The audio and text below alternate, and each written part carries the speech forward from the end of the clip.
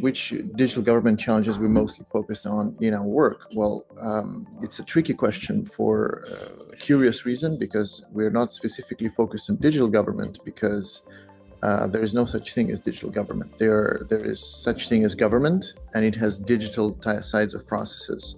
But in the end, when you really boil it down to the core of how governments function, you will see that in the end it comes down to people and processes, basically. And digital is more of a mean to an end, even if now you can say they are AI and autonomous agencies, that are a part of government processes. Still, it boils down to human policy decisions.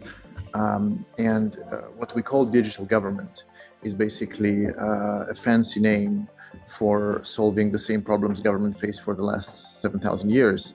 And we do not know actually if that's the best. So sometimes it's not the best way. We at Government Tomorrow Forum, we are promoting our own metric of how to evaluate public services and policies. And let's say technological part of it, which is not necessarily digital, but technological is everything that's non-human, basically. That's everything that allows you to get to a result without direct human participation is technological. It might be digital, sometimes it might be, analog, I don't know, just bringing some robot that goes into a warehouse. It might be clockwork, we don't know. So in this metric, we think about technology as a factor of things like speed. How fast can you deliver a service? Because digital allows you to deliver a faster service. We think about things like quality, like it allows you to actually reduce the percentage of error and mistakes in delivering services or executing a policy and stuff like that. But on top of that, you have things like equality of access. You have things like seamlessness of work, basically, how much is done in the back office of the government. And in that sense, the most digital solutions are not necessarily the best.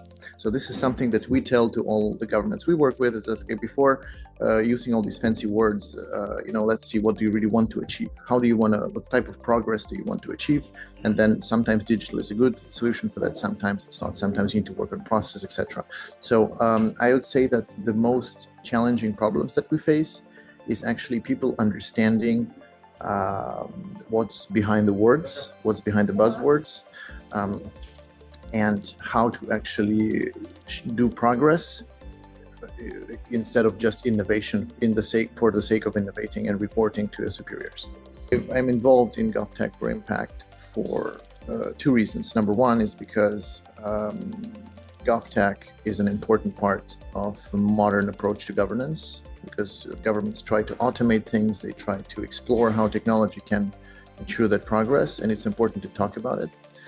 And number two is because it's a big and important event, and I think every gathering of people who actually work in governments, who work in applying technologies in governments, is important.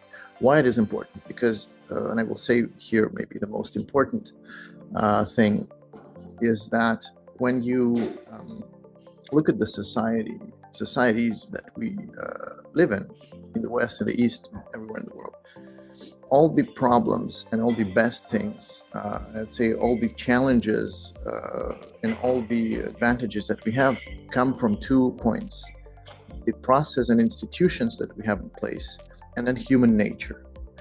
And both generate a lot of friction and a lot of problems. And the interesting thing is that to fix institutions and processes, to make them better, you need to work on institutions and processes.